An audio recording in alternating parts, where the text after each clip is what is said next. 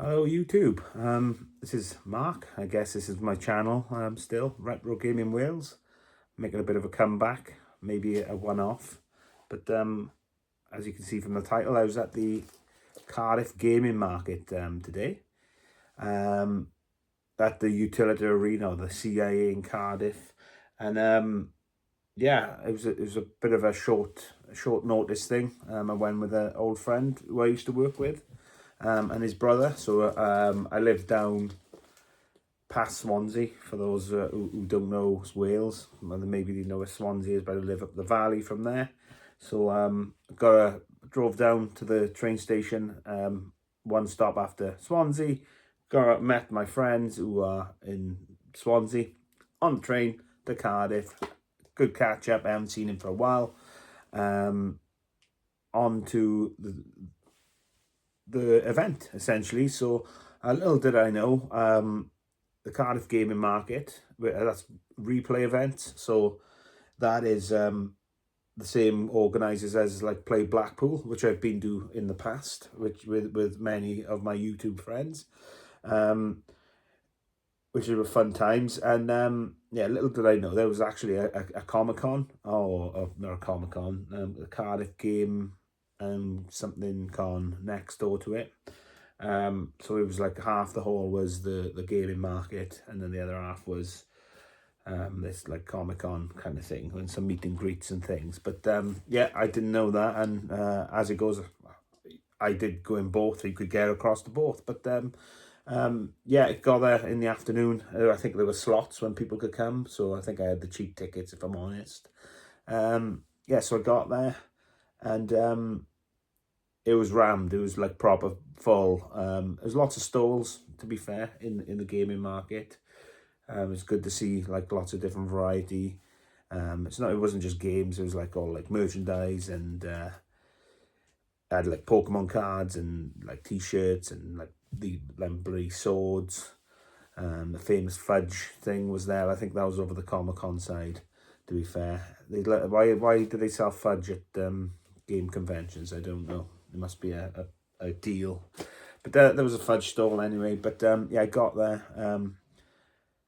So yeah, it's just really busy. The first like couple of like first half hour, an hour that I was there, it was quite busy. I couldn't even get to the front of some of the stalls. But yeah, I bumped into probably one of the first YouTubers I kind of subscribed to. And I had a look actually this afternoon, when I started making videos. That was about 14 years ago now, or 2011 was the first video I made. They are unlisted on my channel now, but they're still all there. All my like content is still there. But yeah, I think one of the first people I kind of started watching, and he basically sits in front of the camera and rants, and he's really popular, and he had a stall there, and that was Stuart Tutti UK. So I felt a bit nervous, if I'm honest, and I seen him behind the stall, because I have been to like Blackpool with him in years and years ago, and we've had like a good weekend and things. So I did go over and like introduce myself and go, all right, I don't know if you remember me, and he remembered me as Mark the Runner. So I don't do so much running these days, more riding my bike. But yeah, he did remember me, which was brilliant, and we had a bit of a chat. His store was like proper busy, so he was kind of working almost. So and he mentioned that some of the Welsh YouTubers were there, and yeah, it was great. So I was like, oh, right, that's who's here. She's like, oh yeah, Matt 1T is here, and Red Steve is there as well, and I forget the young man.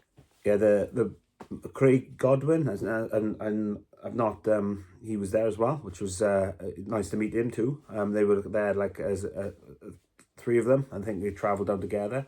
I've asked Matt 1T Metropolis to send me a link to his channel so I can check him out, to be fair. So anyway, so I bumped into them, and I've met Matt a few times over the years. Obviously Craig is the first time I had not met him before, and yeah, Steve was there as well, which was great, because I've been watching him for years in his little attic, And yeah, met him for the first time. What a nice man. So and Matt was lovely, and Craig was great as well. So yeah, I had a good chat with them for a bit, and they kind of went off. So I went back around the gaming market. Did have some pickups too, which I'm going to show. I'm going to show it as a pickups video. How great is that? Yeah, and yeah, it did kind of die down. There's lots of things. I've got lots of things. I got lots of things. I've got some of my Mega Drive stuff up and down here, and that's pretty much all of the stuff I want really. There's always like a few different things which you'd like to have, but what I want to have, I pretty much have everything, if I'm honest. But when you're there, just you've got a bit of money burning a hole in your pocket, if that makes sense, and I fancied picking some stuff up, so I did pick up. Should I do them in order of when I picked them up? Then I will do that. So I've been looking for. So I've got Mega Games 1 on the Mega Drive, and it always I tell you what like inspired me, and I've been thinking about it for a long time. Was a video I watched by Slopes Games Room, and he did it about. I'm sure it might have been the history or the full history of like Streets of Rage or something like that. He did it on, but he mentioned about Mega Games, and like he sold his copies of his like single games. We could get this one cartridge, but so anyway, so I always thought I always wanted a Mega Games. I did have Mega Games 1 already, which I have in front of me here, but I had this already. I've had this for years, and that's probably the worst of the 3 original Mega Games compilations. So Super Hang-On Columns World Cup Italia 90. That is complete with all the manuals. One thing bugs me with the Mega Games as well, so I'm going to show you that as well. So the first one I picked up was Mega Games 3, and these were cheap, and I think this was like £10. Mega Games 3. So there we are. There it is, boy. Spine. So this is my bugbear. So the spines. So yeah, just a plain cartridge, no manuals, £10. Well, I don't know. To be fair, I've never really played Super Thunder Blade. So, but love Super Mongo GP. Alien Storm, not so much. It's like a Sega original, I believe. It's like a side-scrolling Streets of Rage, Golden Axe-y thing, but with futuristic shooting aliens and things with weird weapons. And yeah, it's okay. It's good. I've played it a few times, but not my cup of tea. However, I wanted the collection. It's Mega Games 3. I don't know who I bought that off.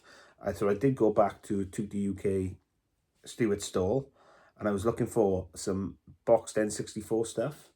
However, all are, I say like they're quite expensive, but they are, going up and up in price, aren't they? If I'm being honest, if we're all being honest. So I wanted something nice and boxed. I did sell all my N64 stuff years back now, but not years back, like maybe 3-4 years ago, I sold a lot of it, or most of it, and I felt quite bad, but it was all cartridge based. So I thought if I'm buying N64 stuff, it's stuff like I remember I used to have and used to enjoy to play. So that's the reason. So I wanted it like as a bit of a display piece.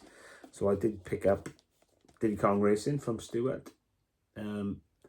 Lizard Retro. I didn't know. I remember the story about lizards and things before, but I didn't know his stall was called Lizard Retro because it came up on my bank account. It's paid by card. So this is in the box protector. It's actually really good condition. Manual in there and everything.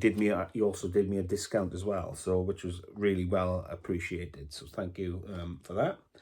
And then yeah, it was the other Mega Games I picked up was Mega Games 2.